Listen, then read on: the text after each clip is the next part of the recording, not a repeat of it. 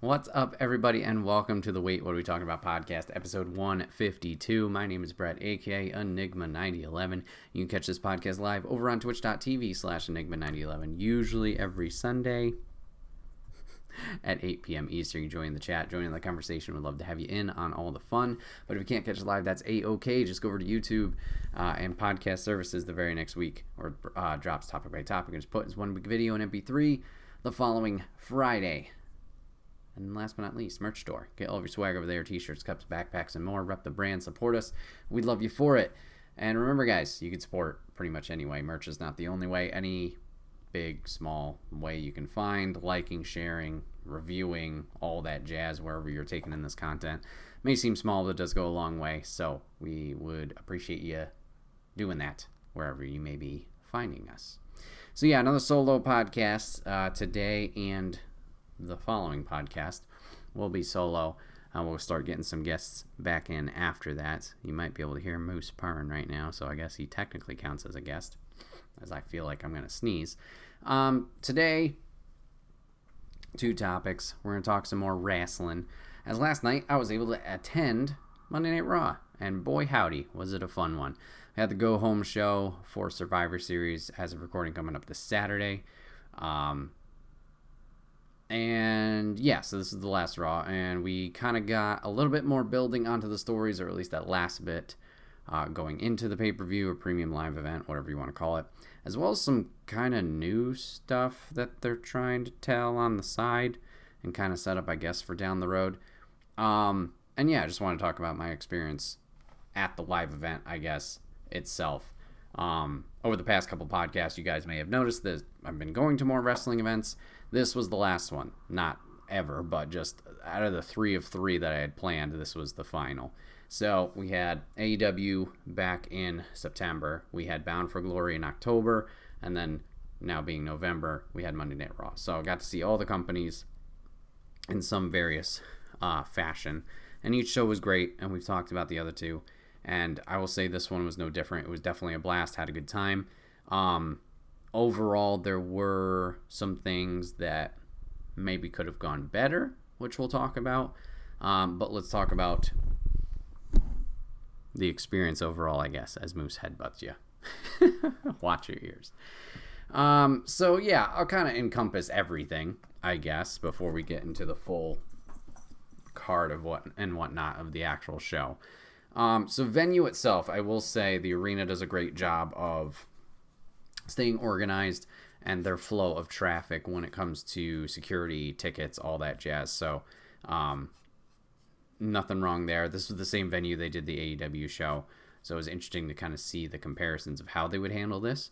I will definitely say this seemed like a bigger turnout than AEW. Granted, WWE's been around for however long, and their product is aimed generally at a different audience, which you could definitely tell from the crowd and the participants. Definitely was more families, as I saw quite a few kids and heard quite a few kids, which isn't anything bad, just it definitely was filled out better than AEW was.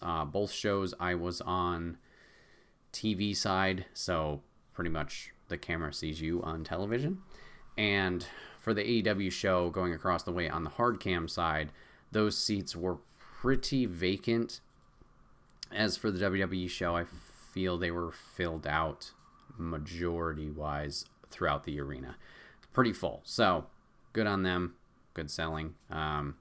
Even though it seemed like promotion and advertisement came later down the line, at least from what I was hearing on radio stations, etc. But they had a good turnout. And like I said, security and all that ticket check went very, very well.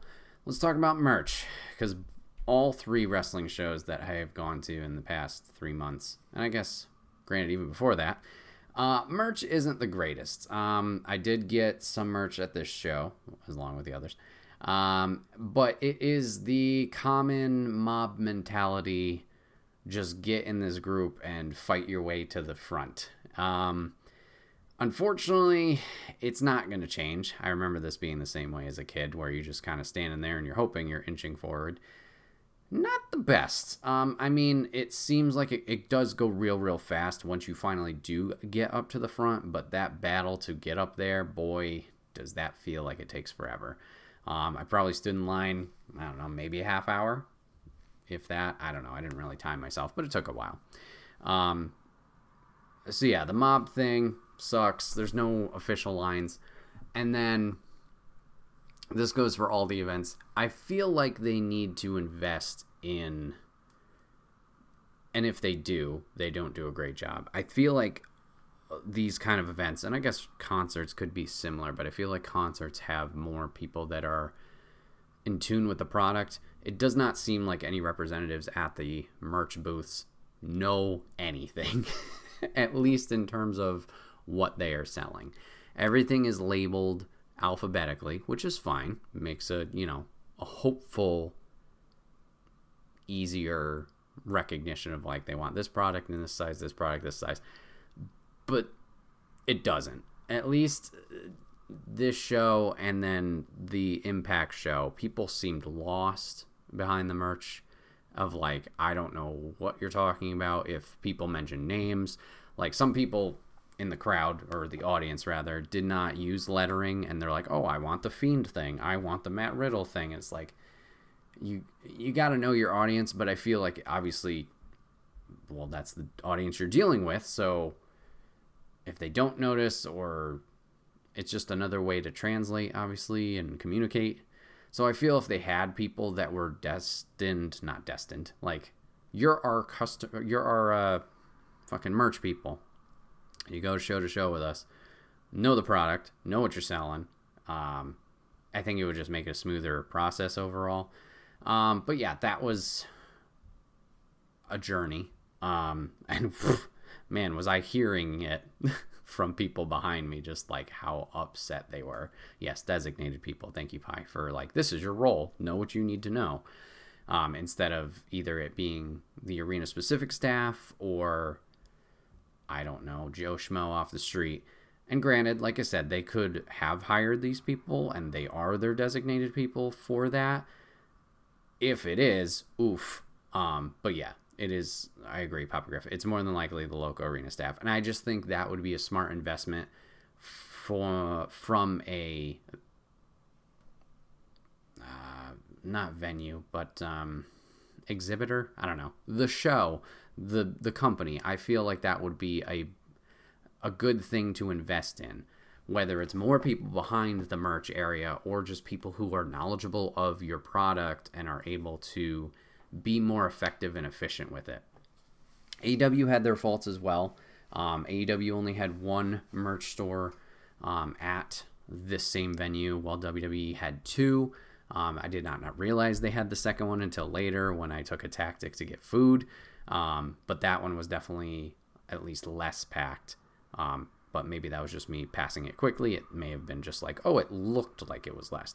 But I feel like that would be more efficient. I get the lines thing, especially in a venue like that. That's hard to kind of control, because if you put up more barricades, it's just going to create more traffic, which isn't great, especially for that amount of people that are moving. But I don't know. It's nitpicky things. Like I said, some people around me were very adamant and upset about it. They did have one tool that was kind of handy. You could scan a barcode on the left-hand side and kind of like pick out your merch that way and pick it up later. The family behind me attempted to do that, and then apparently the QR code wasn't working, so bitch, fuck, blah, blah, blah.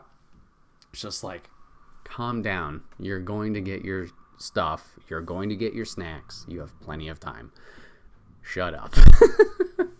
But just a takeaway from these events, something that could be done better. So got to the venue with plenty of time. Doors opened at 6. Show started at 7:30. They did a little pre-show. They did main event, which they tape prior to Raw. So main event I haven't watched in ages, and it's kind of one of those extra shows that, and do they still do WWE Superstars? I don't know if they do. 2 matches. We got to see Alba Fire from NXT taking on Tamina. Alba would take the win here. Cool to see her in person, formerly known as Kaylee Ray.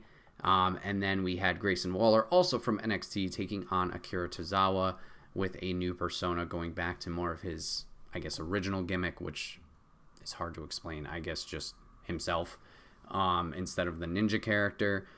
Both of them had a good fight back and forth. Akira would take the win, I think, not with a roll-up, but something sneaky, because Grayson would complain afterwards and then jump him.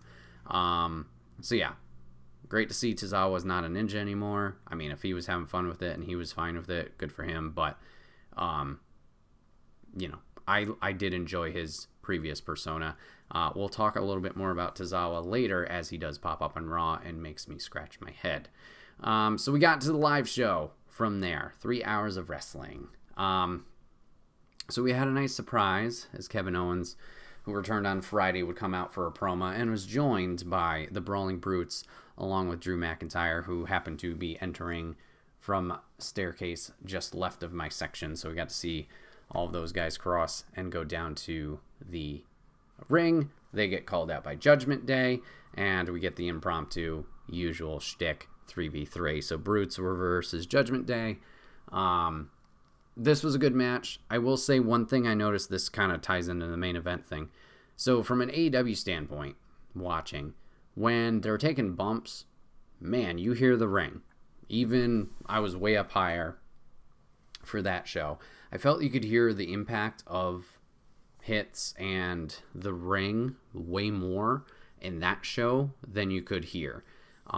Maybe it was just more of the main event. The main event programming. This match felt a little bit better with that, but like you barely heard anything for those first two matches. This one you felt a little bit more, or heard a little bit more. I think the groups did well performing here. We would have the Brutes take it after a little bit of interference from the OC of just literally coming out and going, hello, and blocking the way from Dominic making his escape. But yeah, we would have the good guys pick up, so probably going to lose to Bloodline unless some hocus pocus shenanigans happen with the Sammy KO situation or whatever it might be. But they have the upper hand going into War Games. We'll see if the opposite momentum hits them there. Going to be curious to see what the follow-up with this is afterwards. Owens claims to be wanting to go after Reigns, which I'd be fine with. But it also seems like him and Balor obviously have some beef after the stunner hit on him prior to or after Owens leaving commentary. All right, and then we got my most exciting moment of the night until they crushed it. So it was supposed to be Johnny Gargano versus The Miz. And I was like, oh shit, Gargano's here. Great. New theme song. Not great. Not great. It's kind of like a revamped version of the Rebel Heart theme that he has had. Personally, I hated it. Doesn't sound very catchy at all or really good. So he's supposed to fight Miz. Miz comes out, oh, I hurt my hand. And then he's like, but don't worry, I'm a bad guy. I got somebody for you. And I'm over there, and I'm like, it can't be Ciampa. Ciampa's hurt. Ciampa's out. I'm like, because that would have made me freak out if Ciampa came out and then those two were going to battle it out. But no, it was Omos, and I rolled my eyes so hard in the back of my head, I saw my tiny, puny brain. And I knew, oh crap, the moment I've been waiting for of seeing Johnny Gargano wrestle live is about to turn into a squash match. And did it. I will say, Omos, holy shit, you are tall. No shit. Didn't really need to say that out loud, but damn. Yeah, so Johnny didn't really last super long. He attempted some stuff, didn't work out great. Omos picks up the win, even with some interference from The Miz against him. Yeah, okay. Then we got a Seth Rollins promo. Oh, sorry, a Seth frickin' Rollins promo. Is he a good guy? Is he a bad guy? That's what I'll probably say about this whole feud as we are leading into a triple threat for this Saturday for the U.S. Championship, as Seth is going to defend against Austin Theory and Bobby Lashley. So Seth does this whole promo, blah, blah, blah, don't deal with me. And then Theory's watching the promo and goes into his own promo afterwards about, his new look on life, I guess, and how failure is going to make him better, which I like Theory, so I'm hoping for some good stuff here. He goes on to have a match against Mustafa Ali. Both of them do great. Theory's going to pick up the win here. Obviously, needs some momentum. R.I.P. Mustafa. And then Bobby Lashley comes onto the television or the big screen and is like, okay, yo, bitch, I see you in the ring. I'm angry at you. I'm going to come beat you up. Don't be a coward. And then we get into my criticisms of the show, or at least the second one. So Bobby calls him out, says, I'm going to be right out there to whoop your butt. So you think, oh, Bobby's literally going to come out right now and he's going to fight him. No, we went to commercial and Bobby took a 10-minute Uber ride from his hotel to get over to fight Theory.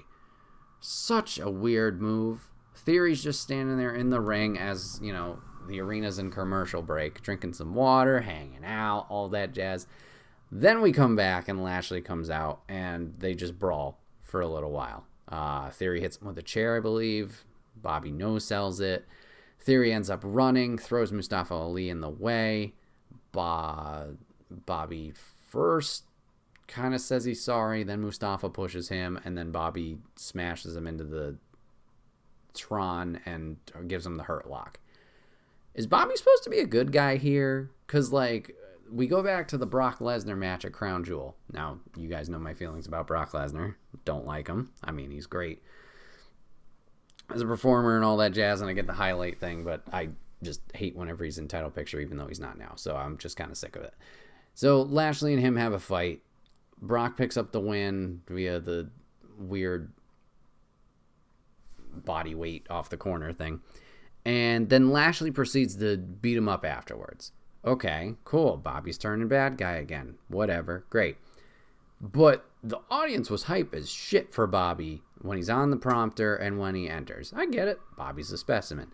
I'm not a fan of Bobby's characters, but it's a similar thing of like, I respect your work and you can do it well. I just really don't care about you. So then he comes out, he's, you know, we presume he beating up Theory, and then he's beating up Mustafa afterwards. What are you doing? This guy's just there. He just lost the match. Like, let him be. Like, now he seems like the asshole. So, not sure how I'm supposed to read that situation. I don't really care. Bobby, I don't care about winning on Sunday. I assume Rollins going to retain. But I'd be fine with Theory winning. A little weird on the failed cash-in to follow up, but, you know, whatever. Okay, then we get a weird tag team match, but I guess because Orton is out, we get Matt Riddle and Elias beating the Alpha Academy. Fun match here. Got decent amount of time. That's about it. We had some fun interaction with the crowd between Otis and Chad Gable throughout the match. I don't know how many commercial breaks were through that, but good stuff there. And, yeah, crowd seemed into it. Riddle's very popular. Who would have thought? All right, and then we had Drew McIntyre versus Baron Corbin because reasons. Another match that was fine. Good back and forth. I don't know what they're doing with the character of Baron Corbin. They've kind of thrown him with JBL as a manager here. I don't know what the agenda or the end goal of this is. I know a lot of rumors were swirling around that maybe he's going to go back to the Lone Wolf character after this whole Happy Corbin and Bum Corbin thing. But he kind of just seems the same with just JBL in his corner. So I don't know if it was just to build his confidence back up or what the deal is. I don't get it. So Drew's going to take it after a little bit of a distraction by Akira Tozawa. Hey, we talked about that guy before. So I mentioned Akira Tozawa's going back to his old gimmick. Now he's been a ninja for a couple of years, and he's been in this comedic role with the 24/7 championship. So I thought, oh, okay, we're going to make Tozawa more serious. No, he comes out, he jumps on the announce table and, like, I think he did dance or something, jumps onto JBL, steals JBL's hat, then runs away. This all causes a distraction, and then Drew's able to take advantage with the Brogue Kick. Interesting. So, I don't get it. Yeah, Tozawa's a good good talent, and like I said, I really enjoyed his original debut and stuff back with the Cruiserweight Classic. If you guys haven't watched that, we'll check that out. Didn't have a lot of personality, I guess, at that point, but I don't know. He could go hard strikes, stuff like that. So I thought he's cool. But yeah, I'm confused once again why he's still comedic in this juncture, but maybe it's the personality thing. Who knows? And then I guess it was the night of backstage interviews because we had the OC talking with what's her name? Kathy Kelly for a little while, and then Judgment Day kind of jumped them. We got a little brawl outside in the parking lot, so that was a little haha, we see the arena, oh my god. That was kind of fun there. But that turned to absolutely nothing. And then we had our main event of the match. So it was Rhea Ripley versus Asuka to earn the War Games advantage for the respective teams. And while I was very excited for this match because I enjoy both talents very, very much, this was an interesting match. Let's start with how they entered. They didn't come out to their own entrance themes. Well, I guess Rhea technically did, but they came out in their squads, which I guess I get. You got to build up the War Games. It's coming up Saturday, premium live event. Go subscribe to Peacock, all that jazz. And they just trash talk, right? Bianca comes out, and this is where the crowd hated the show. Comes out, says, we're ready for War Games, we're ready for war, blah, blah, blah. And when you see our 5th member on Friday night, bro, everybody boo, pissed off, annoyed, because, well, this is a Raw storyline. We thought we were going to get our conclusion here. The men would have whatever send-off they'd have on Friday. Man, that's a disappointment. So we still don't know who the 5th lady of the Good Gals team is. I think this, I would say Candace, but I don't know if Candace is a big enough, excitement level. And not because, anything against Candace, just in the general scheme of things, audience-wise, she's just been introduced to the main roster. She got taken out by Damage Control. So, question mark there. There's rumors swirling around that Becky's fine. That could be a decent pop. I get that. Sasha's another one, but then also Sasha's done. That the mystery of her and Naomi continue to swirl. Will it be Beth Phoenix? I think Beth Phoenix would be cool and a good exciting pick and makes sense obviously for the storyline with Ripley and obviously her getting attacked. However, I think logically they would hold on to that and then do the mixed tag thing of Finn and Rhea against Edge and Beth. But I don't know. I'd be fine with it. That would be fun. That would be exciting. So we'll see, I guess, on Friday of who that is. But didn't put us in the great mood for this final match. So they come out, they do their trash talking. We're about to ring the bell, and then they did it again. We went to commercial, and the ladies just doop-a-doop-a-doop, standing in the ring, killing time. Asuka was doing great, dancing to the crowd and, riling them up there. And Rhea was being Rhea and being the heel on the outside. At one point, she, faked a high five with a kid and then was like, oh, no, you're so sad, and did the crying thing. So she's really eating up the heel role. But yeah, they were literally ready to fight. And then, oh, nope, sorry, we're gone. We're gone. And we don't ring the bell until another however many seconds. But still, felt like an eternity. At least from an audience perspective, and just you were ready. So Rhea would eventually win this match in a very slow and methodical pace match, which I guess I could say overall throughout the night felt definitely, from a pacing standpoint from the other companies, definitely felt lower, which I get. They're doing more shows, so you kind of have to be a little bit more conservative with certain things, and you're leading into a pay-per-view, so play it safe. So Rhea would take the win here after a little bit of shenanigans from Damage Control and Nikki Cross. And then we get the big brawl to finish it out. Overall, how was the show as a go-home show? I think it was okay. I don't think it was the best show. Does that mean I regret going or anything like that? No, absolutely. I still had a great time. I had fantastic seats.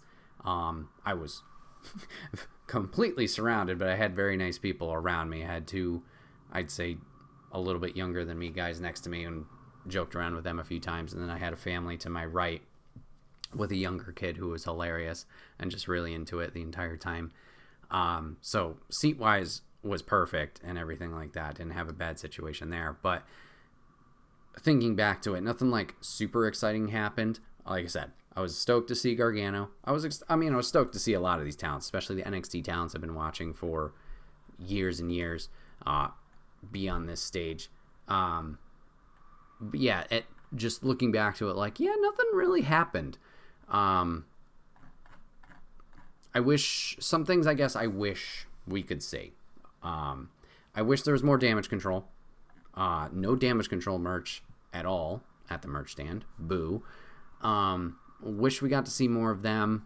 Just a quick brawl at the end wasn't all that exciting. Obviously the Gargano thing, didn't want him to get squashed out.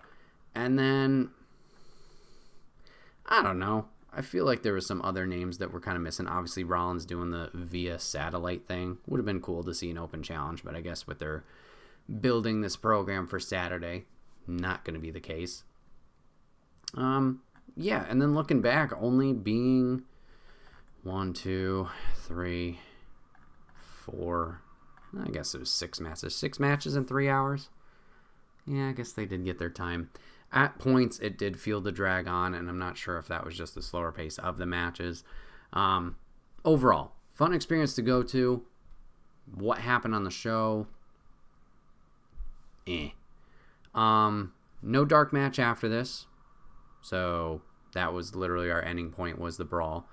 I think they were advertising a Rollins versus Riddle for the U.S. Championship, but as always, card subject to change, so we didn't get that. And then, yeah, obviously we got a lot of ads too. I don't know how many times we showed the War Game commercial during in-betweens. We had some fan cam stuff. They had a Ric Flair fan cam. They had a DX one. They had just had a dancing one. They had a sign one. Showed off a lot of network stuff and kind of advertised that. Some quick little, like Stone Cold questioning whoever his guest was, 30 seconds or name association or whatever. And those were entertaining. But yeah, fun time overall. Glad I had the opportunity to go to these 3 events and kind of taking the product from obviously 3 different standpoints and 3 different companies. If I had to, if I had to rank, I guess, out of the 3, which was the favorite? I would, unfortunately, I think I would say Raw is at the bottom, and that's only from a show standpoint of, like, once again, what happened. I do not regret going. I do not regret anything about the show. It's just like one of those looking back like, it wasn't anything super memorable. So I would say that's towards the bottom. And then it's kind of a toss-up. It's either the Bound for Glory where we're literally second row, or it's AEW where I'm with friends and enjoying the product with them. I think I'd have to put AEW first.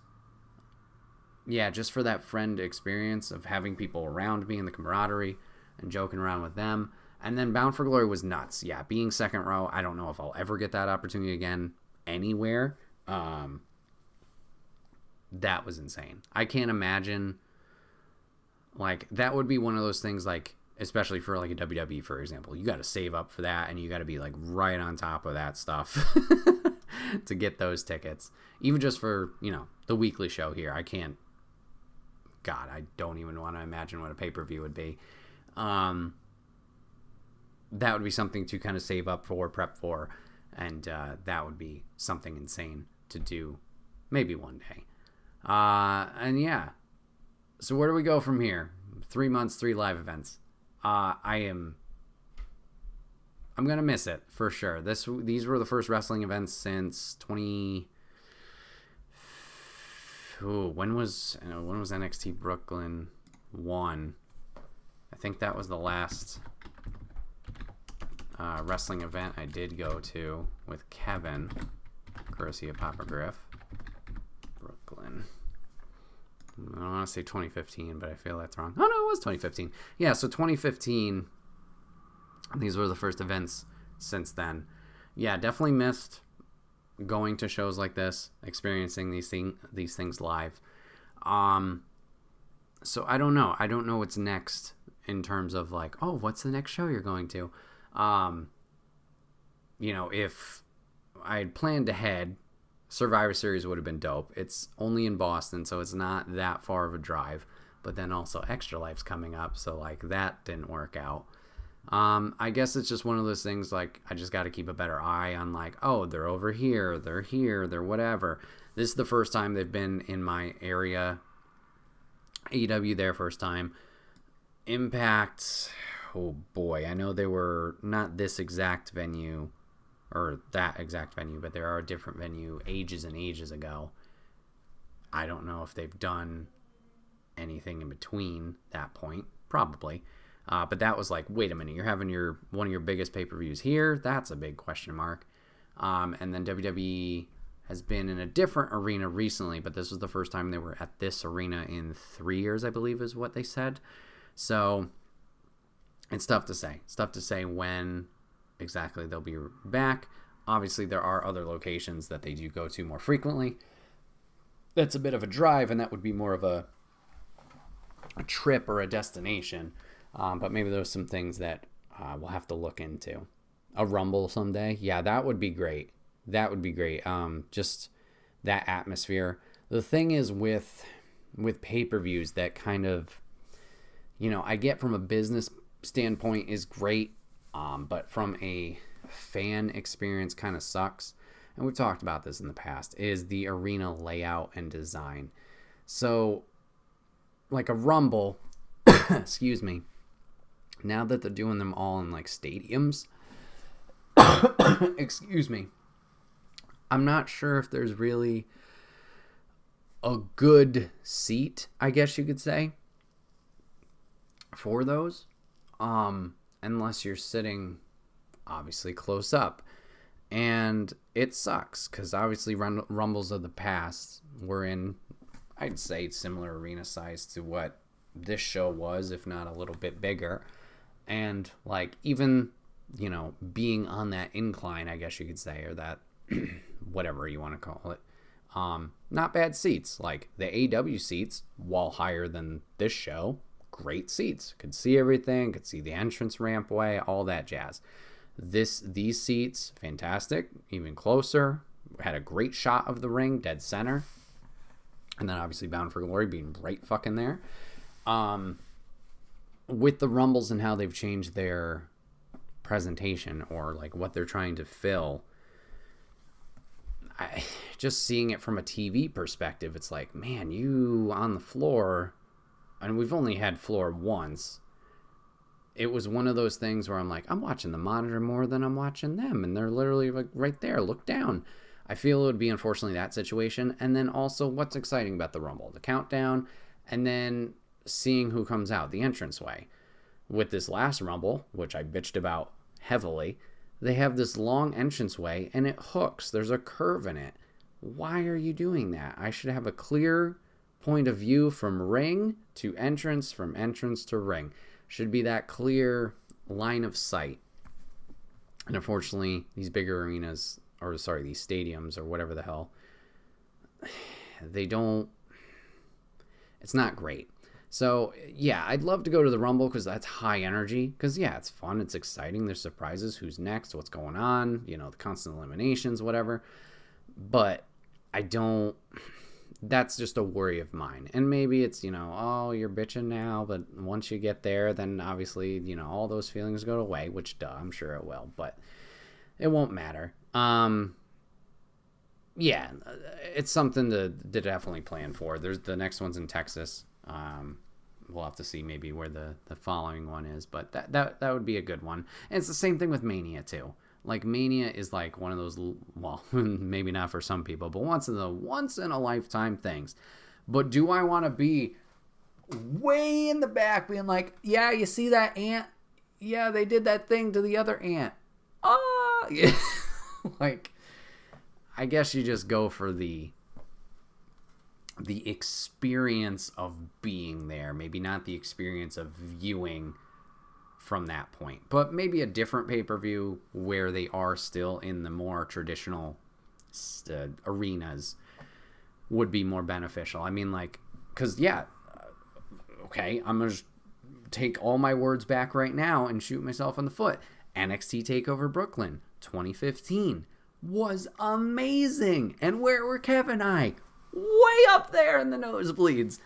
But that show was awesome. And that is a memory that's always going to stick with me. Like, just amazing. Like, seeing those talents go out there, seeing Jushin Thunder Liger, seeing the ladder match, seeing Bayley and Sasha tear the house down and steal the show. Like, that's something I'm never going to forget. So, yeah, maybe I just backtracked everything I said, but we'll see. We'll see. As for wrestling events, yeah, it's just a matter of planning now, I guess, because I had a great time these past 3 months going to these different events, and we'll have to see what's next. Hopefully it's not another 7-year gap, but who knows. One last thing, I guess, to close out this topic would be a presentation from a company standpoint. So just a small note, and I saw people talk about this online previously, way before going to these events. WWE and AEW are very different in terms of how they are presenting their product, at least from a person in the stands perspective. So AEW, very lively crowd, right? You're chanting, you're standing, you're whooping, you're hollering, all that jazz.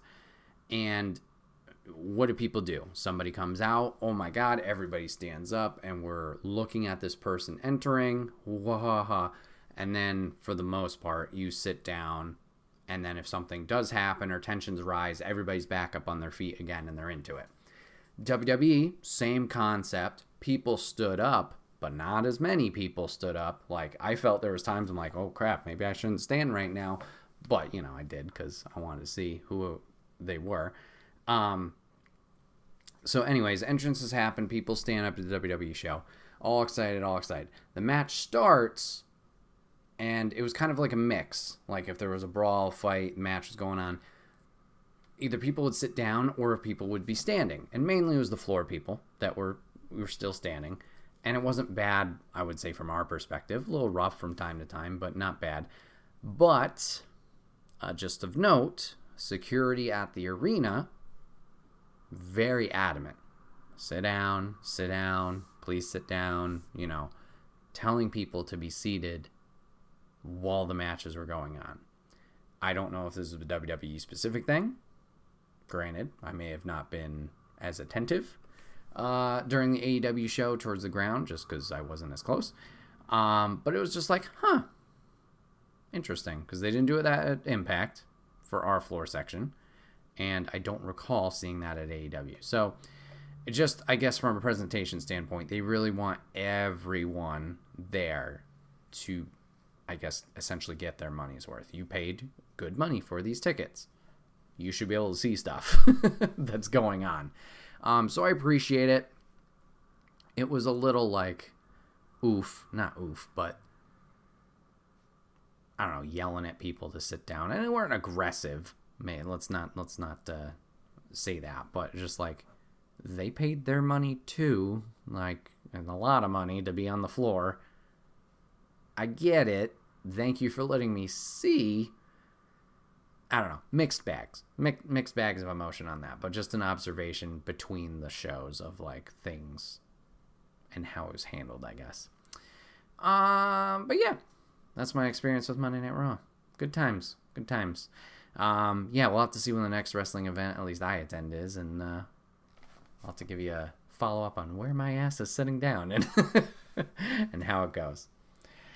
Well, let's move over on to topic 2. Let's switch it over to video games and let's talk a little bit about God of War Ragnarok. So as of recording right now, I've been doing my playthrough on Twitch, so you can, well, maybe you can't check out those VODs, but we're about 10 and a half hours into Ragnarok, and I kind of want to talk about my impressions of the game so far, what I like about it, what I don't like about it, and just chat about this recent release. If you guys don't want any spoilers about God of War Ragnarok, this is obviously your time to leave. I wouldn't say anything I'm going to say is major, but I get it. Some people, like myself, just don't want anything to be spoiled and you want to go in totally fresh. So just want to give you that heads up so we're all fair and square. So, 10.5 hours in to God of War Ragnarok right now, and I am heavily enjoying my time with it. And it could be one of those situations where, like, oh, Bret, you're streaming it. You can't play it any time else. You can only play it on stream. So it's one of those things where it's like the thing you're told not to do something and then you want to do it even more, even if it wasn't a thought in your head previously. It's one of those where it's not the FOMO, but a similar feeling of, no, you can't do that thing. You can't play God of War anymore.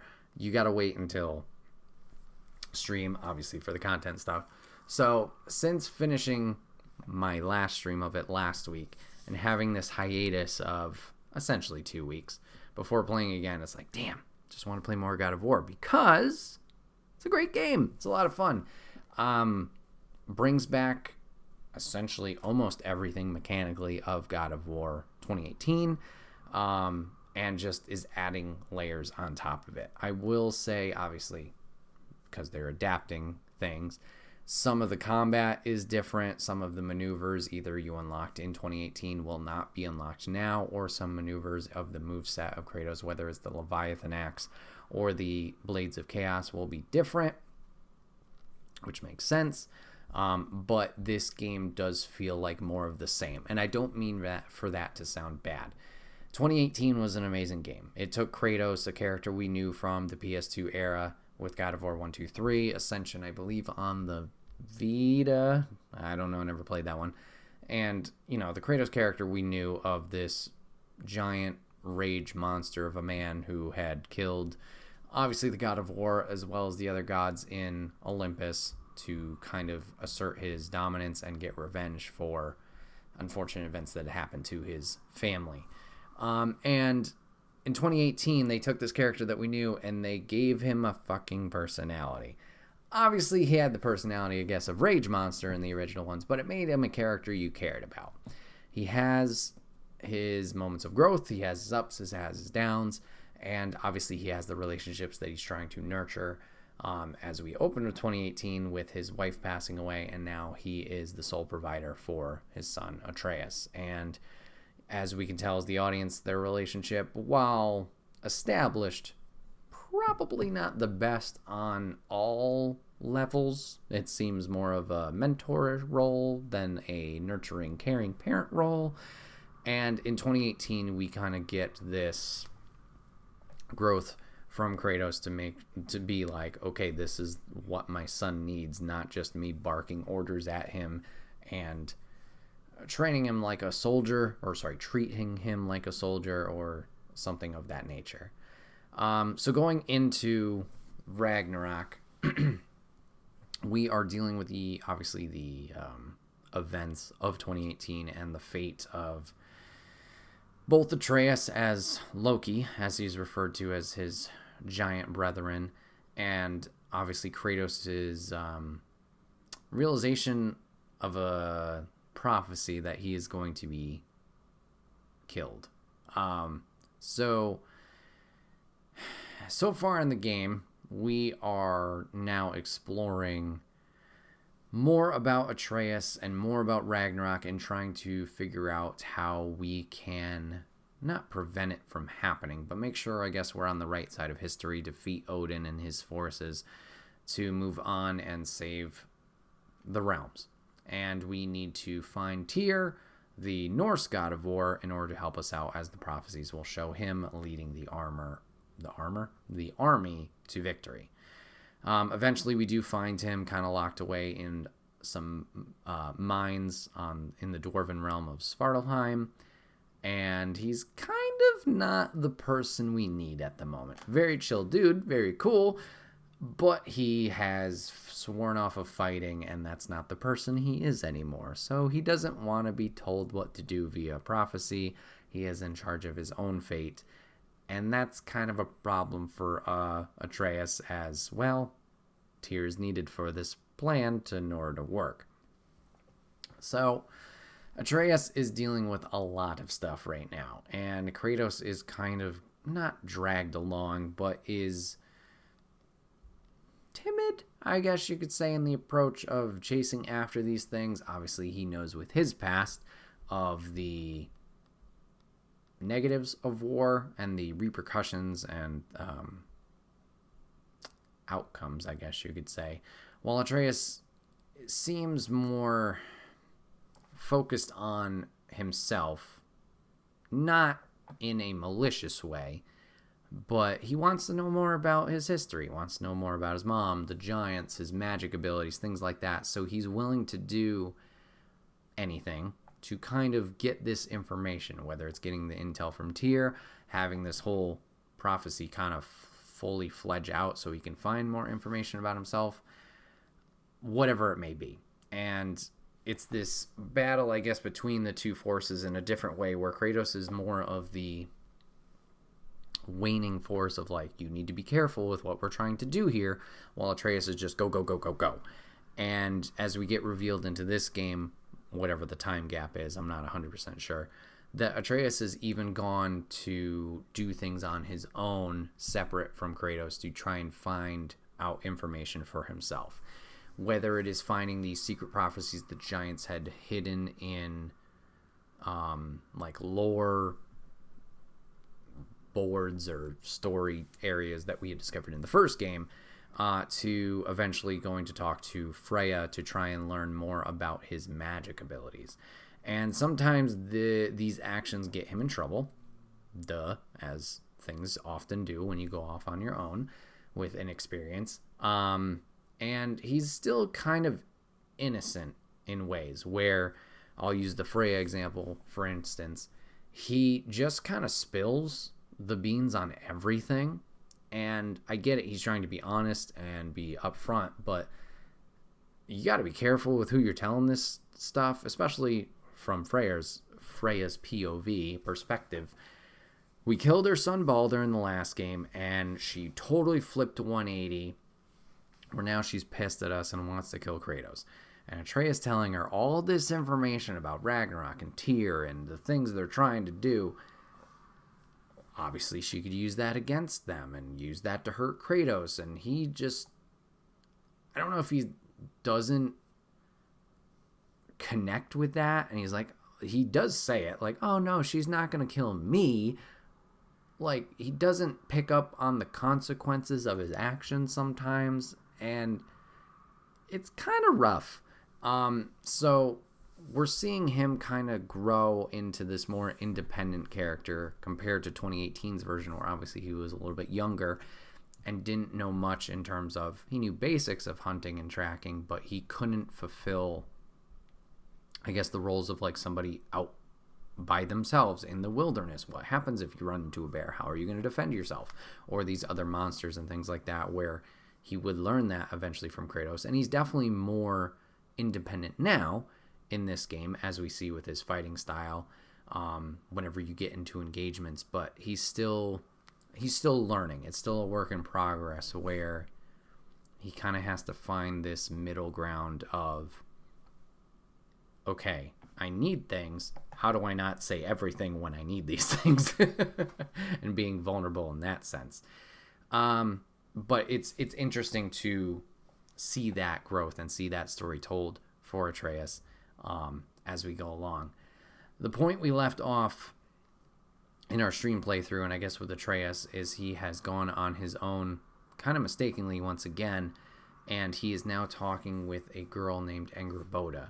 Angrboda is another giant that's been hidden, and it seems like she has learned from her mother to kind of, I don't know if she's creating the prophecies or she's just transcribing them, but she is essentially the one who has been creating some of these paintings to foretell the things that are going to happen. Through meeting her, he's kind of picking up more intel, but he does learn, the prophecy that we, as the audience, through Kratos' perspective, learned about Kratos' fate of how he is going to die. Unfortunately, Atreus did not see this at the end of 2018, as he was very focused on fulfilling his mother's wishes of not burying her ashes, but spreading her ashes on the highest peak. So he was not present during that time.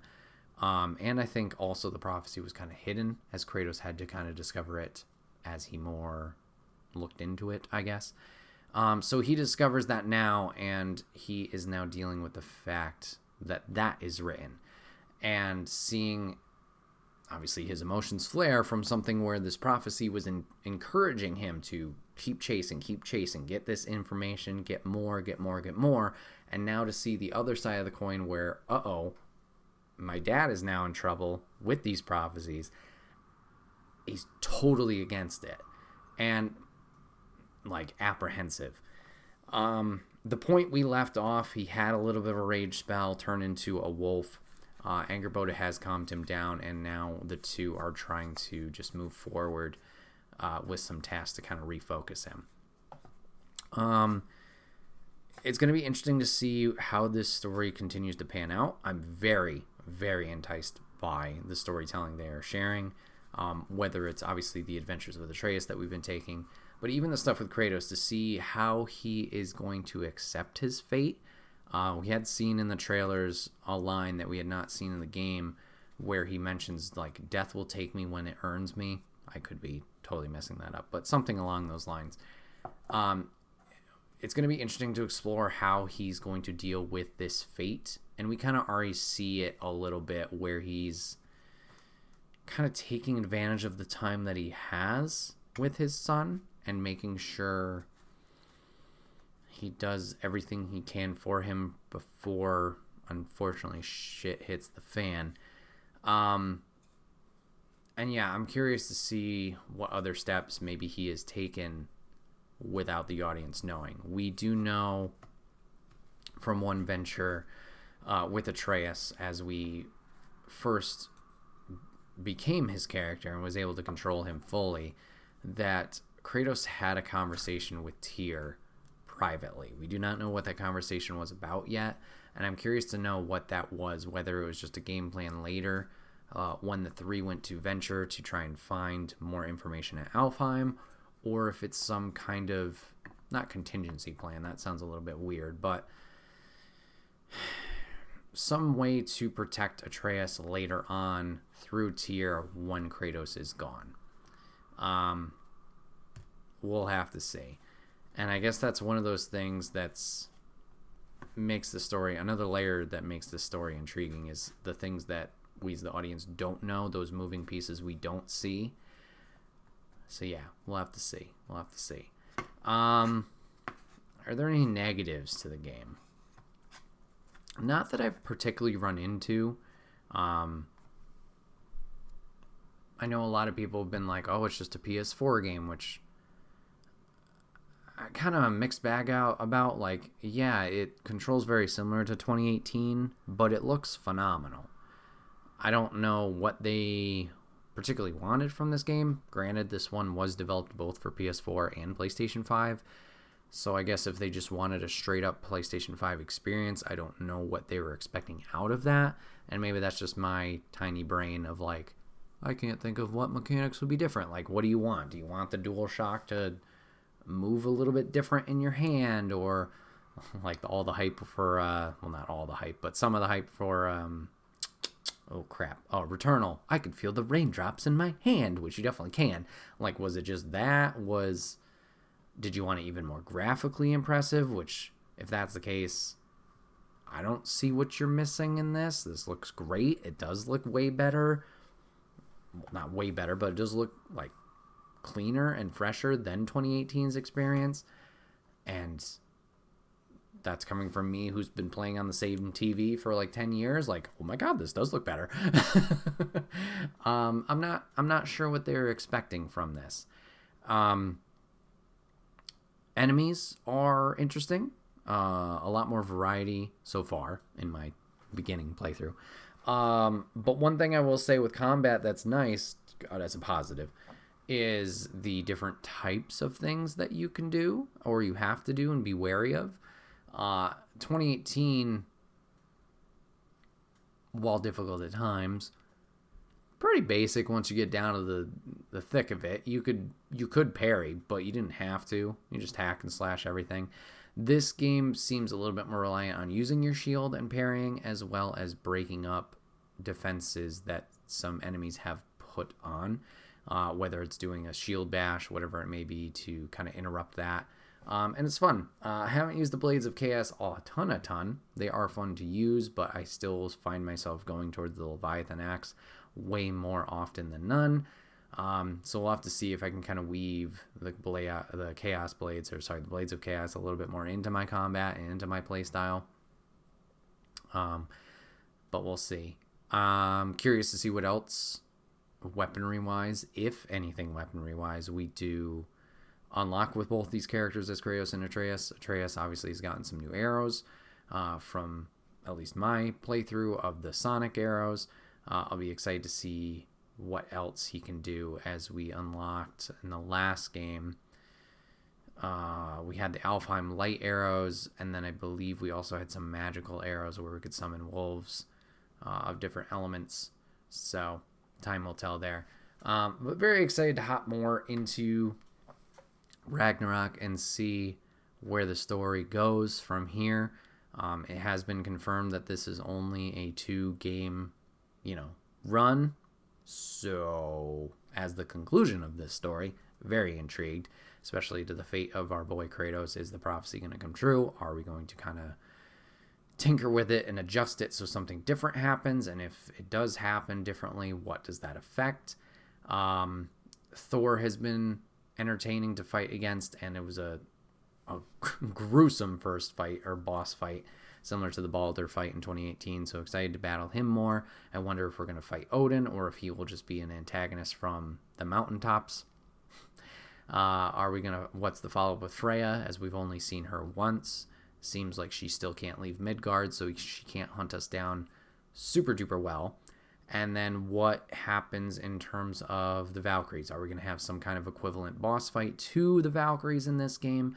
We have run into the Draugr pits, which, granted, a little bit of challenge, but I wouldn't say as much of a challenge as the Valkyries, where you could die quite a few times. I have only had maybe 3 to 5 deaths on a certain Draugr so far. So curious to see if they do have a parallel component from 2018 onto Ragnarok in terms of gameplay for that, or if they just did not have that mechanic added or something like that. Have seen some people, some friends finishing the game and loving it. I do not know their full game times. Obviously with stream, it's always going to be a little bit weird because things go a little bit slower with interacting and whatnot. So I'm curious to see how long this game is. I know reviewers obviously were blasting through it, but that is kind of their thing. So yeah, excited to play more of it. Excited to see how the story plays out, see where this adventure takes us. And yeah, very excited and intrigued to see the ending and how it stacks up, I guess, into the reveal of 2018, and then just the conclusion overall with these characters in this story.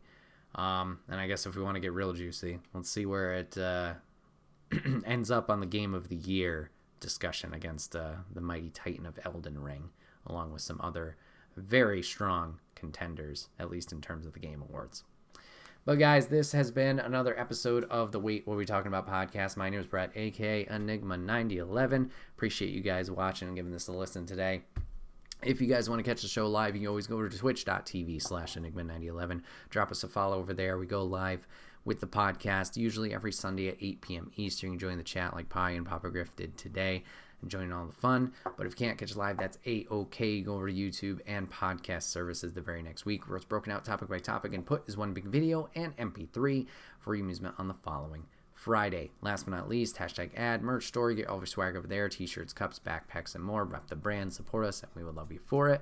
Any way you can support really does help us out, whether it's big or small. Liking, sharing, leaving a review, comment, whatever it may be.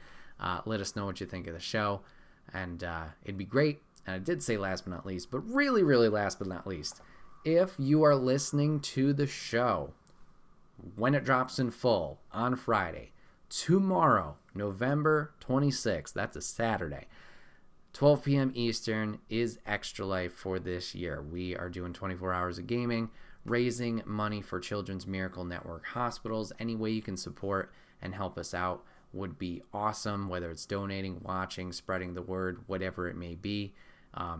Please help us out with that. We do have some fun giveaways that will be revealed on that day. So hopefully you can win some stuff, share some laughs with us. We got a wide variety of games that we will be playing, and some games that you will be playing or have the ability to play along with us as well. But that is it for me today. Once again, guys, thanks for watching. Thanks for giving this a listen, and we will see you guys on the next one. Take care.